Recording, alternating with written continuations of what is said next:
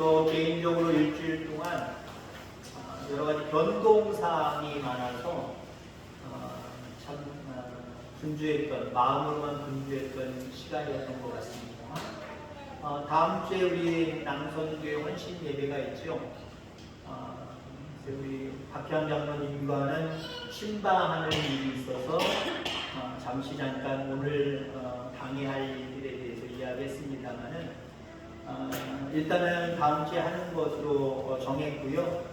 강사를 모시려고 했는데 우리 시찰에 또 행사가 있어서 사실 우리 교회도 거기 가서 다음 주에는 오후에 거기 가서 예배를 드리는 게 좋겠습니다만은 오늘 은혜에 봐야 알겠지만 많은 분들이 지금 인원이 다 움직일 수 없을 것 같아요. 그냥 집으로 가실 분들도 많을 것 같아서 우리 예정대로 헌신 예배를 드리는 것이 좋겠다. 아직 100% 확정은 아닙니다만은 일단은 60% 이상으로 보고 제가 오늘 강구를 드렸고요. 그러다 보니까 제가 설교를 계속해서 작성을 하면서 다음 주 거까지 미리 준비를 해보다가 강사가 제가 돼야 되니까 또 헌신 예배 때 또 따로 헌신에 대한 말씀을 드리는 것이 좋겠다 싶어서 설교 가지고도 한참 고민이 많았어요. 왜냐하면 오늘 제목의 말씀 다윗처럼 이 설교를 이번 주에 하고 다음 주까지 하려고 했던 거거든요. 헌신 예배를 제가 강사로 하면서 아마 뒤로 물러나지 않을까. 근데 뭐 내용 자체는 오늘 한 내용을 다음에 또 이 다윗처럼 두 번째를 할 때 기억 안 하셔도 충분하거든요. 아무튼 오늘 다윗처럼이라고 하는 제목의 말씀으로 함께 은혜를 나누고자 합니다. 신약성경 사도행전 13장 22절에 보면 거기 다윗에 대한 이야기가 있습니다. 구약의 인물이지만 신약에서도 그 다윗을 평가하는 말이 있거든요. 다윗을 왕으로 세우시고 증언하여 이르시되 내가 이새의 아들 다윗을 만나니 내 마음에 맞는 사람이라 내 뜻을 다 이루리라 라고 말씀하고 있습니다. 내 마음에 맞는 사람이다. 다른 사람에게도 너랑 나랑 잘 맞는 것 같아. 그래 네가 좋아. 그러면 그 받는 사람은요 기분 좋잖아요. 내가 자기랑 맞대. 그래서 좋대. 나도 행복해요. 둘 다 행복한 겁니다. 근데 여러분들 사람의 마음은 다 맞출 수가 없어요. 그 사람이 말하고 행동하는 모든 것들이 정이라고 볼 수 없기 때문에 다 그 사람 기준에 맞출 수가 없어요. 자, 그러나 우리는 하나님 마음에 맞는 사람으로 살아가야 될 줄 믿습니다.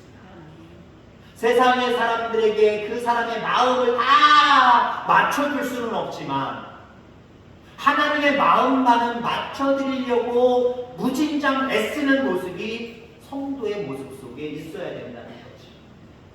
하나님 마음 따로 내 마음 따로 이심전심이 아니라 따로 노는 모습은 하나님이 기뻐하시는 모습이 아니에요. 사도행전 좀 전에 13장 22절 마지막이 내 뜻을 다 이루리라. 어떻게 하나님 자기 자신의 뜻을 다 이룰 수 있겠습니까?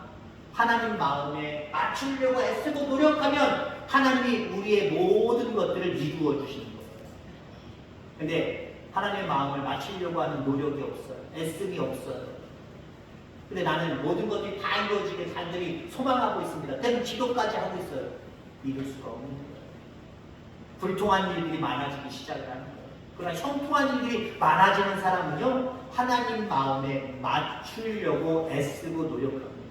맞췄다라고 얘기는 할 수 없어요. 우리는 불안하기 때문에 완전하지 못하기 때문에 하나님 마음에 완벽하게 다 맞춰드릴 수는 없어요. 그러나 전에는 그렇게 못했는데 조금이라도 다가서려고 하는, 조금이라도 노력하려고 하는 모습을 보이면 그것만으로도 하나님께서 기뻐하시며 네가 소원하는 모든 것들을 다 이루리라 라고 선포하시며 우리 가운데 은혜 베풀어 주심을 기억하기를 간절히 소망합니다. 자, 그렇습니다. 다윗은 하나님께 많은 은혜와 복을 받은 사람입니다. 자, 그래서 오늘 구체적으로 다윗은 어떤 사람인가? 물론 하나님께 많은 복과 은혜를 받은 사람이지만 더 구체적으로 몇 가지를 생각해 보고자 합니다. 자, 다윗은요, 부모에게는 사랑을 받지 못했지만 하나님께 사랑을 받은 사람. 두 개 다이면 좋겠죠. 부모에게도 사랑받고 하나님께도 사랑받고 세상 사람들에게도 사랑받고 하나님께도 사랑받고. 근데 여러분들 이게 언밸런스처럼 안 될 때가 많아요.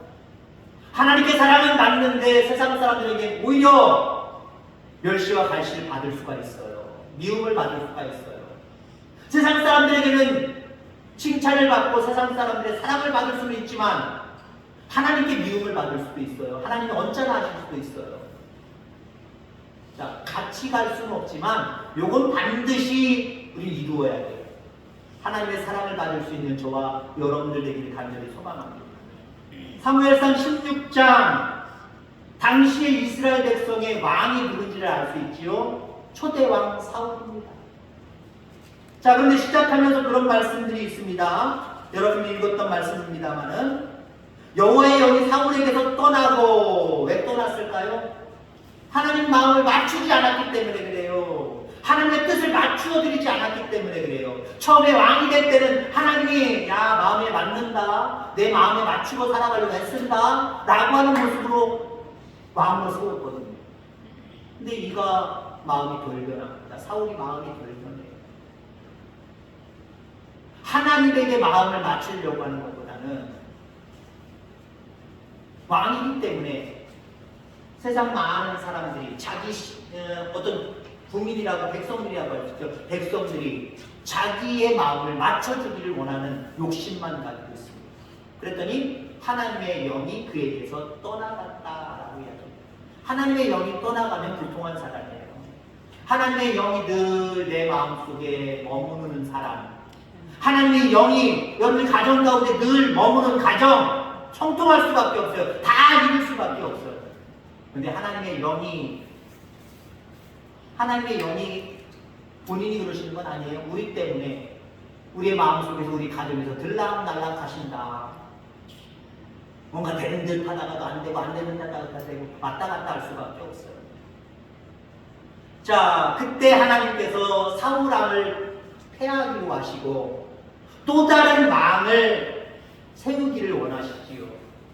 사무엘 선지자를 사용하십니다. 그리고 이새의 집으로 갈 수 있도록 섭리하시지. 이새의 집으로 갔습니다. 이새의 집으로 가서 사무엘이 보니까 첫 아들부터 보여줬는데, 첫째부터 보여줬는데 그 이름이 엘리압입니다. 준수했어요. 키도 크고요, 멋있었습니다. 품체도 좋았습니다. 대뜸에 사무엘 선지자가 하나님이 이래서 엘리압을 왕으로 세우라고 기름 부으라고 이새의 집으로 보내셨구나. 그리고 기름 부으려고 했습니다. 그때 하나님의 음성이 들립니다. 그의 용모와 키를 보지 말라. 내가 이미 그를 버렸노라. 내가 보는 것은 사람과 같지 아니하니 사람은 외모를 보거니와 나 여호와는 중심을 보느니라. 하나님이 보는 건 뭐래요? 외모를 본다라고 얘기하지 않으셨어요. 중심, 다른 말로 얘기하면 믿음을 보신다. 하나님 마음에 맞추려고 하는 그 믿음을 보신다라고 하는 거예요. 근데 첫째 엘리압은 버림받았다 했습니다. 믿음이 현찮다는 거예요. 생긴 건, 품체는, 모든 것들은 다 준수하고 좋은데 믿음이 안 된다는 거예요. 여러분 그렇습니다. 하나님은 여러 가지 열악한 환경과 상황일지라도 믿음만 되면 사용하시는 거예요. 믿음만 되면 하나님의 일꾼으로 삼으셔서 그를 통해서 주의 일을 감당케 하시는 줄 기억하기를 주의 이름으로 축원합니다. 자, 그래서 이새의 다른 아들들이 줄줄줄줄 줄 서서 사무엘 선지자를 거쳐갑니다. 근데 하나님이 도장을 찍어주시지 않아요. 그다! 라고 얘기해 주시지 않아요. 지나갈 아들들이 없습니다. 사무엘 선지자가 생각할 때 하나님이 실수하시는 분이 아닌데 지금 7 아들이 쑥 지나갔는데 하나님 기름 부어 세우라고 하는 사람이 없네. 그렇다면 하나님 왜 나를 이 이새의 집으로 보내셨을까? 그런 궁금증 때문에 또 다른 아들이 없냐? 라고 질문합니다. 그때 여러분들 다윗의 아버지 이새가 뭐라고 얘기합니까? 막내가 있는데 그 막내는 들에서 양을 지키고 있습니다. 양을 치고 있습니다. 라고 이야기합니다. 자, 이걸 통해서 여러분 무엇을 느낍니까? 귀한 자리잖아요. 물론 아버지 마음에는 장남이 눈에 밟혔겠지요. 오늘 흔히 우리가 옛날에 그런 말이 있잖아요. 장남이 장녀가 잘 풀려야 나머지도 잘 풀린다. 세상 사람들의 이야기지만 그런 얘기 있잖아요. 아마 이새도 그런 마음 가졌겠지요. 무엇 때문에 기름 붓는지 모르지만 기름 붓는다라고 하는 것은요, 당시에 모든 백성들이 다 알아요. 왕으로 기름을 붓든지 대제사장으로 기름을 붓든지 둘 중에 하나거든요. 두 개 다 대단한 영광이라는 말이에요. 이 영광 앞에서 모든 8명의 아들들에게 기회를 준 게 아니라 양 치는 사람은 있어야 되니까 넌 남아. 선택받은 사람이 다윗이에요. 자, 여기서 우리가 예측할 수 있는 것입니다. 어쩌면 다윗은 부모에게 완전 심한 왕따는 아니겠지만 왕따를 당했지. 적어도 첫째보다는 훨씬 못한 왕따를 당했고요. 다른 형제들보다도 사랑을 받지 못하고 어쩌면 미운 내지는 외면 이런 모습 속에 살아갔던 사람이 바로 다윗이었다라고 하는 겁니다. 그래서 다윗은 시편 27편 10절에 이렇게 고백을 하고 있습니다. 내 부모는 나를 버렸으나 여호와는 나를 영접하시리이다. 아멘. 내 부모는 나를 버렸지만 여호와는 나를 버리지 아니하고 나와 함께 하신다 라고 고백하고 있다라고 하는 겁니다. 여러분, 사람으로부터 세상으로부터 사랑을 받지 못했다고 인정을 받지 못했다고 낙심하지 말기를 주의 이름으로 축원합니다. 우리에게는 누가 계세요?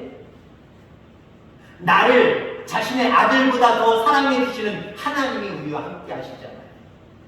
자신의 생명처럼 아끼는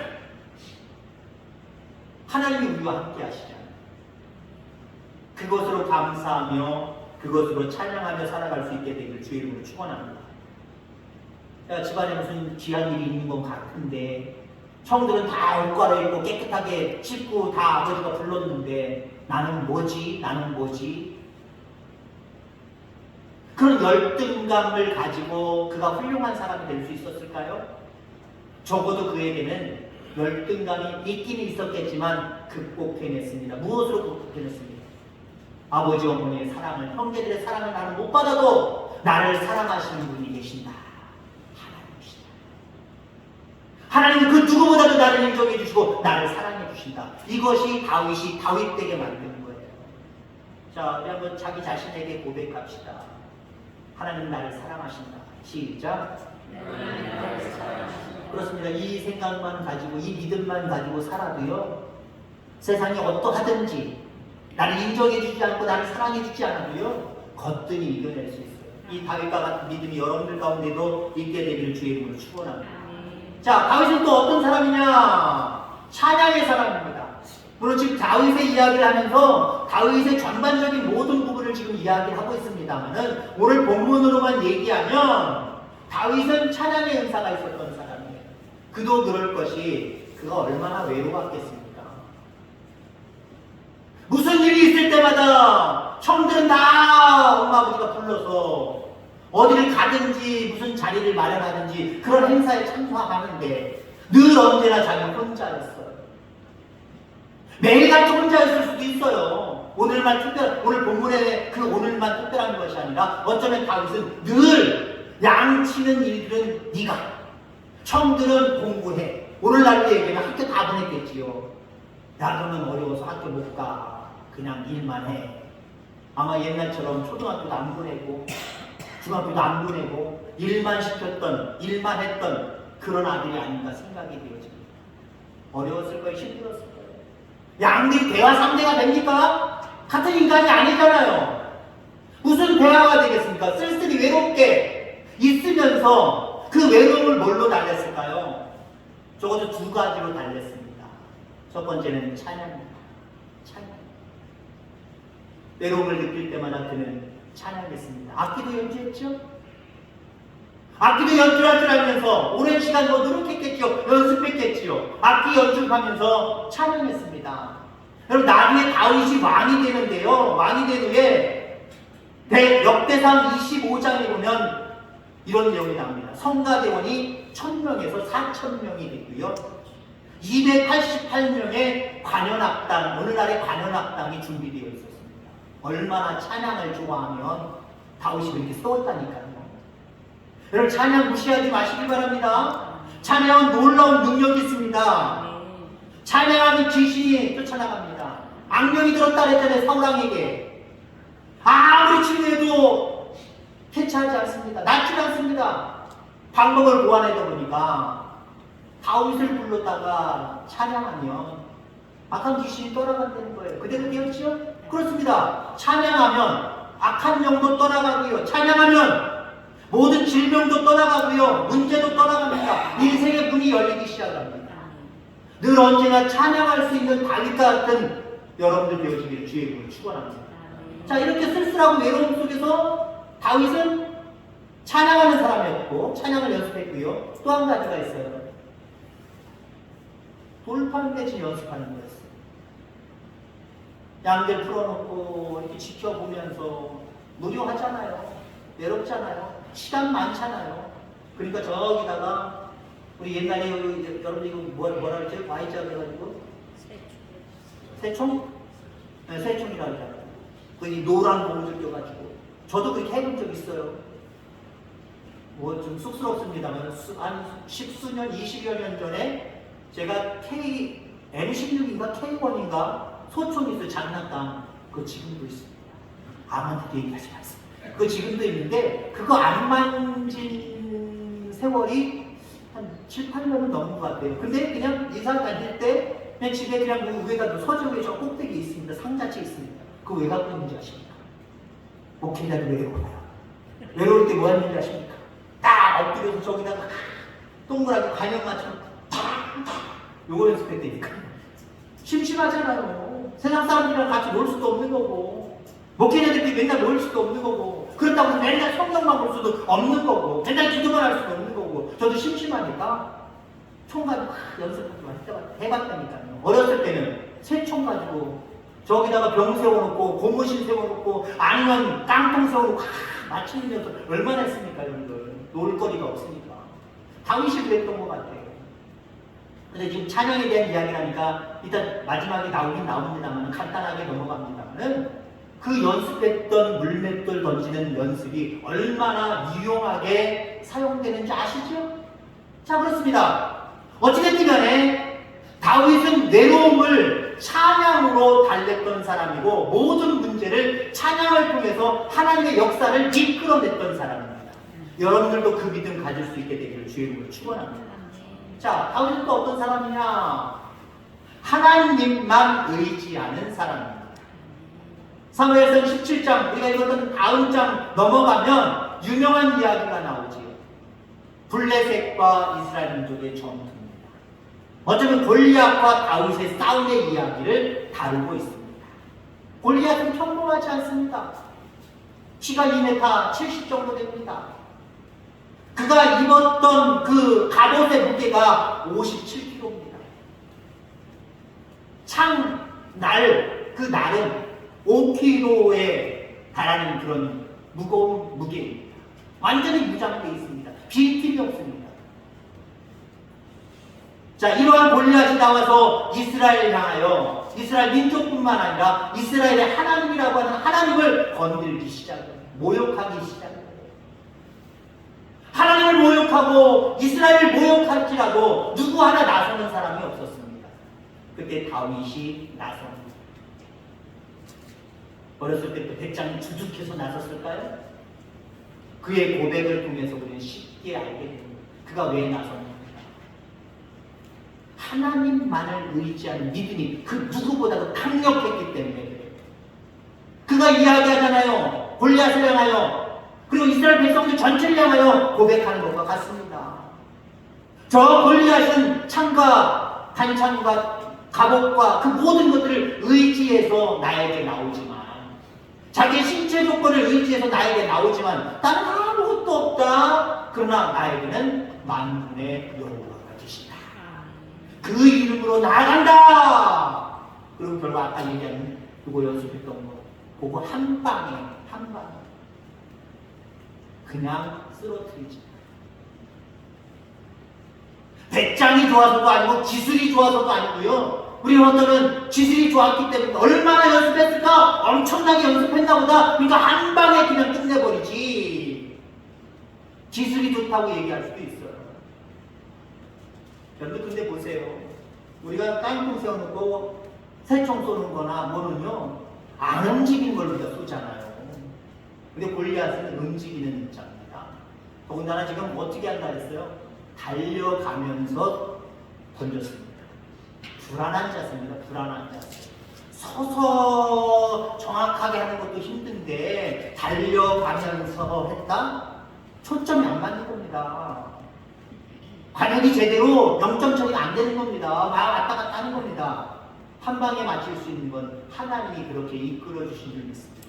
그만큼 여호와 하나님만을 의지하는 믿음이 있었기 때문에 하나님이 한 방에 맞도록 역사해 주신 거예요. 실력이 좋아서가 아니라 물론 아무 실력도 준비되지 않았다고 한다면 그 실력으로 쓰러질 수도 없었겠지만 하나님 사용도 안 하셨겠지만 전적으로 실력만 된다라고 이야기할 수 없어요. 하나님이 배후에 역사해 주셨다라고 하는 겁니다. 자, 그 정도로 하나님만을 의지했습니다. 여러분들에게 그 정도로 하나님만을 의지하는 믿음이 있습니까? 이거저거 다 해보다고 안 되면 하나님 혹시 하고 하나님 앞에 기도 제목을 드리고 있는 것은 아닙니까?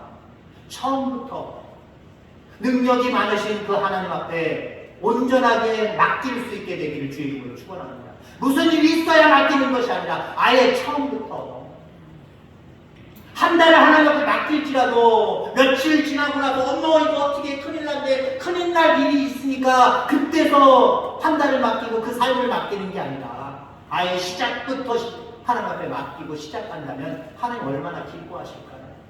얼마나 또 그 한 달 동안 역사하시며 우리 가운데 은혜를 부어주실까요? 일평생 얼마나 우리의 기도에 응답하시고 역사해 주실까요? 하나님을 의지하는 정도가 여러분의 축복 점수입니다. 축복을 많이 받기를 원하십니까? 복을 많이 누리기를 원하십니까? 그만큼 하나님을 열정적으로 의지하는 믿음을 가질 수 있게 되기를 간절히 소망합니다. 아무것도 할 수 없는 열악한 환경이지만 그 상황 속에서도 하나님만을 의지고 하고 나갔을 때 도저히 이길 수 없는 고실앗을 이기게 하셨습니다. 이 믿음이 저와 여러분들 가운데 함께하기를 주의 이름으로 축원합니다.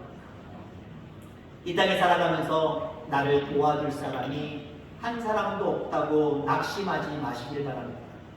나는 뒷배경도 하나도 없다라고 배경을 바라보면서 여러분들 절망하지 않기를 간절히 소망합니다. 나는 가진 것도 없고 돈도 없다 낙심하고 절망하지 말기를 바랍니다. 다윗처럼 주님만 사랑하고 주님만 믿고 주님만 의지하며 살아가기를 간절히 소망합니다.